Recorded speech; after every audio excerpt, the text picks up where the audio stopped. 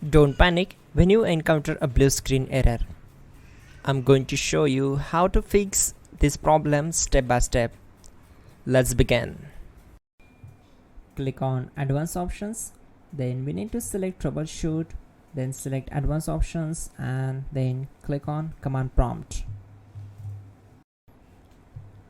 Type chkdsk/f/r:"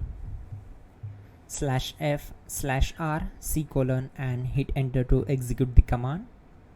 Now wait for some time to complete the process. Once done, move to the next step. Type C:" and hit enter to execute the command. Then type cd space C:// and hit enter.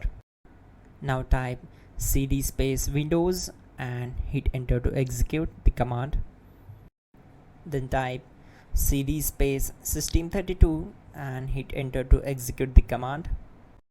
Now execute this command.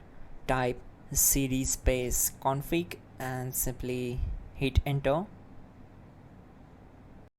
Then type md space backup and hit enter.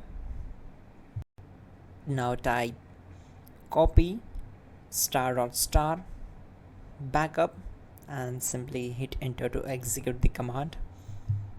Now execute this command. Type md space backup1, then hit enter. Now execute this command carefully. Type in copy space ** space backup1, then simply hit enter to execute the command. Now type cd space regback and simply hit enter. Now type dir and then simply hit enter to execute the command. Now type copy space ** space ... and hit enter. Then type all and hit enter. Type in bootrec space /fixmbr and hit enter to execute the command. Now type in bootrec space /fixboot and simply hit enter to execute the command. Now type in cd space C:/ and simply hit enter to execute the command. Let's execute this command. Type cd space Windows /System32 /config /regback, then simply we need to hit enter to execute this command.